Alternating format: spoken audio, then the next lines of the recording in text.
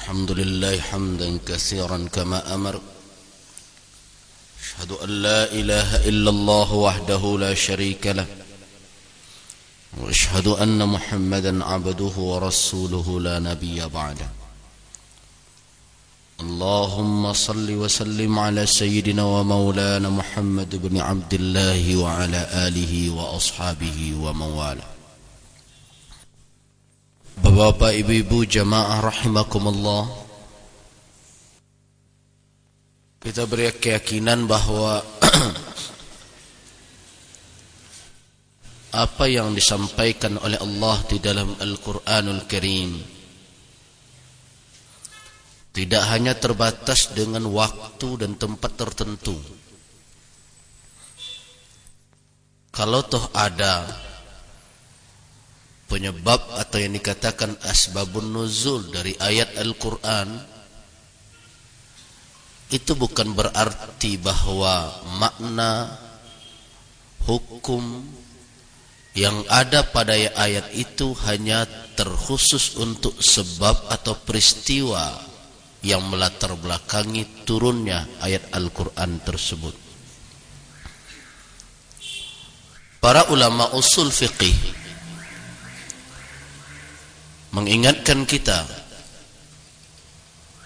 dengan suatu kaidah yang telah mereka tahrirkan, yang bunyinya al-ibratu bi umumil lafzi la bi khususis sabab.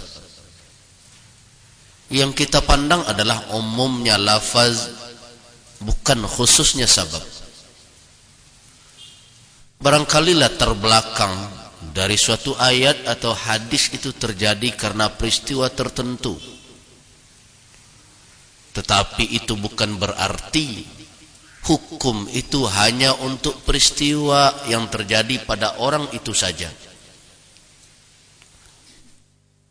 Makna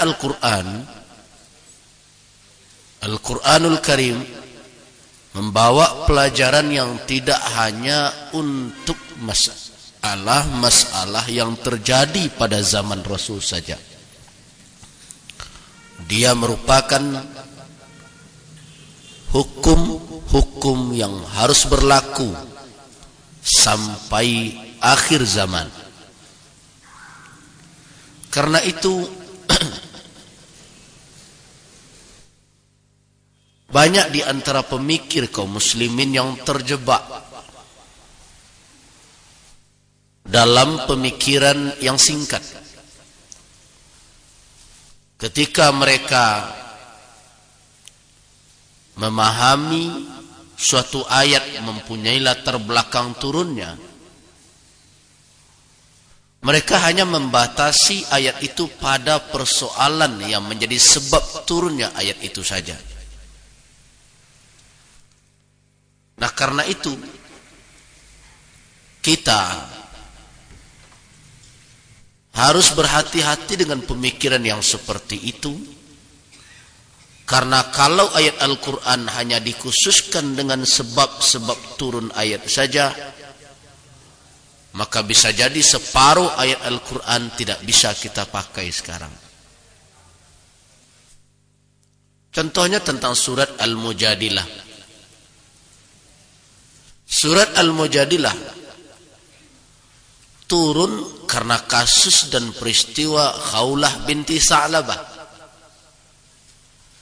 Tetapi jangan difahami bahwa ayat itu hanya untuk menyelesaikan persoalan Khawlah binti Sa'labah. Ayat itu menjadi petunjuk bagi umat Islam sesudah Khawlah sampai akhir zaman, apabila peristiwa seperti Khawlah juga terjadi pada umat Islam yang lain. Nah, inilah yang dimaksud dengan bahwa al-ibrah bi umumil lafzi la bi khususis sabab. Yang dipandang bukanlah sababnya, sabab hanya sebagai suatu pertimbangan dalam memahami ayat, tetapi dia tidak bisa membatasi ayat itu maknanya pada peristiwa itu. Di antara pemikiran yang cukup mengkhawatirkan ini. Seperti ada yang mengatakan bahwa adanya hukum Islam tidak relevan lagi dengan zaman sekarang. Tidak cocok lah. Karena hukum ini turun pada masa dahulu.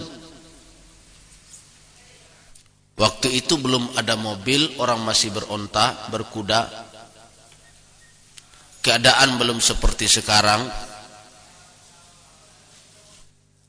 Persoalan aurat karena orang Arab demikian. Jadi kalau di Indonesia ya tidak ada masalah berbagai macam.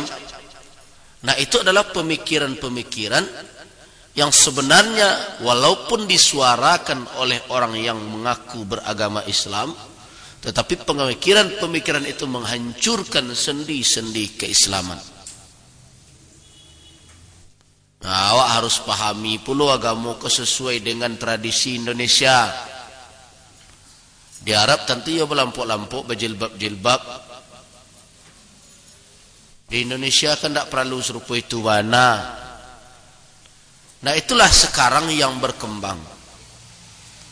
Adanya muncul protes terhadap undang-undang pornografi yang telah dirancang oleh Majelis Ulama. Mereka ingin memahami agama itu menurut cara mereka sendiri. Seniman sesuai dengan senimannya, itu kan gaya Arab. Orang Indonesia di Jawa kan tidak serupa itu, pakai kemben sana apa? Nah, ini pemikiran-pemikiran haddamah namanya, pemikiran-pemikiran yang merusak. Al-Quran, hukum Islam tidak boleh difahami menurut cara kita saja. Kalau kita fahami menurut cara kita saja, maka itulah yang dikatakan ittiba'ul hawa, mengikuti hawa nafsu. Dalam menentukan apakah sesuatu itu benar dan salah, tepat dan tidak tepat. Itu standar yang pertama bagi umat Islam adalah Al-Quran dan Sunnah itu sendiri. Jadi jangan kebaikan dan keburukan itu hanya disandarkan kepada suka dan tidak sukanya kita. Kalau persoalan suku tidak suku, itulah yang dinamakan dalam kajian ilmu etika, yang dinamakan paham hedonisme. Kok nang kelama dewa, rancaknya tuh. Kalau tidak lama, ya tidak rancak lah nyo. Alai kesamu sesadonyo selero. Nah, Allah sangat faham dengan keadaan kita itu. Karena itu dia tidak letakkan hukum berdasarkan selera si A. Tidak berdasarkan selera si B. Dia ambil hukum yang sangat adil untuk menyelamatkan kita semua. Jadi hukum Islam tidak bisa diatur oleh seni. Tetapi seni yang harus diatur oleh hukum Islam. Kau terbalik ini. Hukum Islam dikritik oleh seniman. Siapa itu? Saya mendengarkan komentarnya Sutejo Jiwo. Siapa? Rambutnya aut-autan. Dia berkomentar. Dia kira dia sangat baik dan sangat hebat. Begitu lantangnya dia menghujat dan mengkritik hukum Islam. Dia katanya berbicara dari sisi seni. Dia mengaku sebagai muslim. Nah, inilah kita jadikan itu pelajaran. Cukuplah satu orang yang begitu di Indonesia. Janganlah bertambah lagi yang lain. Dan hendaknya jangan ada pula di antara putra-putri kita yang dengan bangga menampakkan atau menyatakan kebangkangannya kepada Al-Quran dan Sunnah. Seperti ada seorang artis ketika diwawancarai, ya kalau kita merasa punya keindahan tubuh, apa toh salahnya diperlihatkan kepada orang lain? Apa toh salahnya? Kemudian dikaitkan lagi, wah itu kan suatu karunia yang diberikan oleh Allah. Nah, saya yakin mungkin dia sudah sering umroh pula ini. Karunia dari Allah, diberikan kita tubuh seksi, badan sintal. Nah, diperlihatkan kepada orang sebagai salah satu seni muslimah itu. Nah, kita pada masa yang akan datang mempunyai tugas yang berat, beban yang berat, menjaga generasi muda kita dari cara berpikir yang seperti ini. Jangan sekali-kali kita tinggalkan aturan yang tegak di atas keyakinan kita. Nah, karena itu kita lihat Allah terus membimbing Rasul dengan tuntunan wahyu. Allah tidak pernah meninggalkan Rasulnya sampai agama ini sempurna. Kalau toh ada keterlambatan turunnya wahyu kepada Rasul, bukan berarti Allah meninggalkan Rasul, tetapi ada hikmah tertentu untuk memberikan ketenangan dan memikirkan apa yang telah turun. Jadi kalau Allah tidak pernah meninggalkan kita dengan tuntunannya, semestinya kita jangan meninggalkan tuntunan Allah.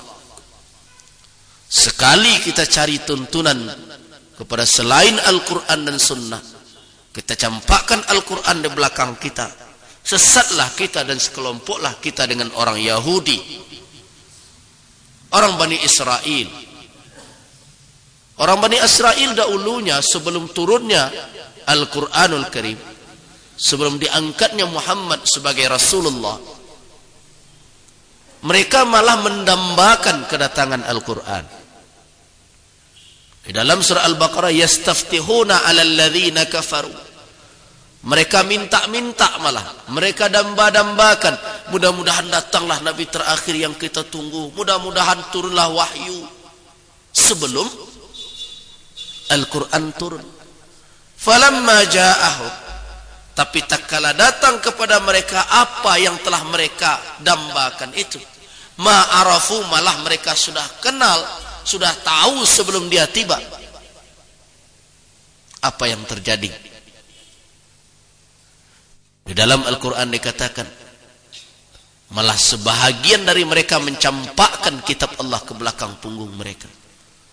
Nah, kita jangan seperti itu pula. Nah, tugas inilah yang berat di pundak orang tua saat ini, yang mempengaruhi generasi muda kita. Sangat banyak lingkungan,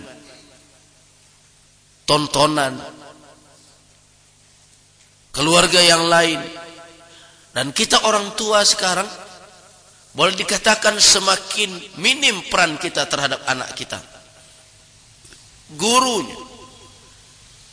Jadi perlu juga agak sekali kita bertanya, apa ajaran yang diberikan oleh gurunya, apa yang diajarkan.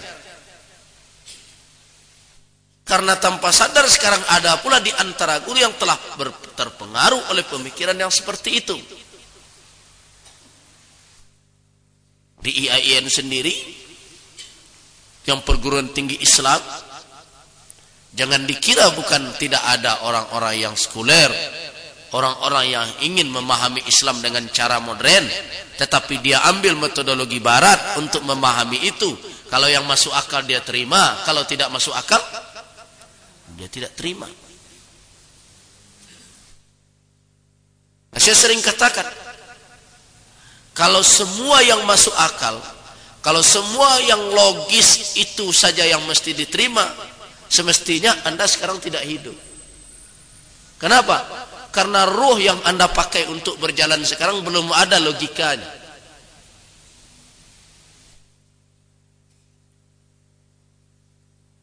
Kalau sadonya nan logis dan bisa diterima dan masuk akal, ruh awak bah masuk akalnya kira-kira tentang ma pulanyo kini. Di kepala konyo, di jantung konyo,